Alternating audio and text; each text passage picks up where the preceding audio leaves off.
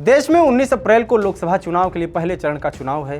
पहले चरण के लिए कल प्रचार का आखिरी दिन है। बीजेपी पिछले 10 साल से सत्ता में है और तीसरी बार भी सरकार बनाने का दावा कर रही है। तीसरी बार सरकार बनाने के लिए बीजेपी हर वो कोशिश करती हुई दिख रही है जैसा उसने पश्चिम बंगाल में किया था।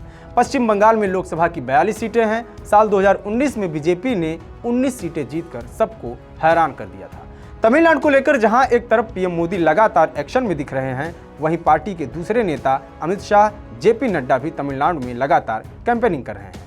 पिछले कुछ दिनों में कई बार पीएम मोदी तमिलनाडु के युवा बीजेपी अध्यक्ष अन्नामलाई की तारीफ भी कर चुके हैं। बीजेपी तमिलनाडु में कुछ ऐसी ही रणनीति पर काम कर रही है। बीजेपी तमिलनाडु में काफी एग्रेसिव होकर काम कर रही है। इसीलिए जानकारों का कहना है कि अगर बंगाल वाला नतीजा आ जाए तो किसी को हैरानी नहीं होनी चाहिए। राजनीतिक पार्टियां अपना आधार बढ़ाना चाहती हैं, वो अपना विस्तार करना चाहती हैं। सभी राजनीतिक पार्टियां इसी सिद्धांत पर काम करती हैं। तमिलनाडु बीजेपी के लिए चुनौती भी है और एक अवसर भी। दक्षिण के इस राज्य में 50 साल से जो द्रविड़ पार्टियां शासन कर रही हैं वो नास्तिक हैं, लेकिन तमिलनाडु में करोड़ों लोग धर्म को मानते हैं, भगवान को मानते हैं। बीजेपी इसको एक अवसर के रूप में देख रही है और इसीलिए शायद बीजेपी के दिग्गज नेता तमिलनाडु में लगातार अपनी उपस्थिति दर्ज करा रहे हैं। यह अलग बात है कि बीजेपी को राष्ट्रवाद के नाम पर जैसा समर्थन उत्तर भारत या अन्य हिंदी प्रदेशों में मिला है, वो समर्थन तमिलनाडु में अब तक नहीं मिला है।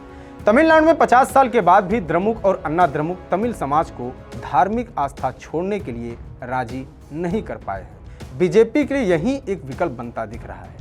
2019 के लोकसभा चुनाव में बीजेपी को राष्ट्रवादी पार्टी होने का फायदा मिला था। बीजेपी के लिए तमिलनाडु में एक मजबूत कड़ी अन्नामलाई भी है। पूर्व आईपीएस 39 साल के अन्नामलाई बीजेपी के प्रदेश अध्यक्ष हैं और लोगों के बीच खासे लोकप्रिय हो रहे हैं। स्टालिन के बेटे द्वारा सनातन धर्म को नष्ट करने की शपथ लेने के हालिया बयान भी बीजेपी को फायदा पहुंचा सकता है। युवा मतदाताओं में बीजेपी को लेकर उत्साह दिख रहा है। हिंदू विरोधी भावना पहले से कम हुई है और दोनों द्रविड़ पार्टियों पर भ्रष्टाचार के आक्षेप भी बीजेपी के लिए एक प्लस पॉइंट होता जा रहा है। तमिलनाडु की राजनीति को करीब से देखने वालों का कहना है कि अगर 2 से 3% वोट स्विंग भी बीजेपी की तरफ होता है तो बीजेपी दहाई के अंक में पहुंच सकती है। ये वो सारे कारण हैं जिसके लिए बीजेपी तमिलनाडु में पूरे दमखम से लगी हुई है। 28 फरवरी को पीएम मोदी तमिलनाडु में थे। उन्होंने राज्य के पूर्व मुख्यमंत्रियों दिवंगत एमजी रामचंद्रन और दिवंगत जे जयललिता की राज्य पर शासन करने के तरीके के लिए प्रशंसा की। दोनों नेता एआईएडीएमके से थे, जो खुद को द्रविड़ विचारधारा का वंशज मानते थे। पीएम मोदी राम मंदिर के उद्घाटन से पहले भी तमिलनाडु आए थे। अभी हाल ही में प्रधानमंत्री मोदी ने एक तमिल न्यूज चैनल को इंटरव्यू भी दिया है। ये सारा फैक्टर दिखाता है कि बीजेपी और बीजेपी का शीर्ष नेतृत्व तमिलनाडु को कितना अहम मानकर चल रहा है। तमिलनाडु की राजनीति दशकों से स्थानीय पार्टियों के इर्द गिर्द घूमती रही है।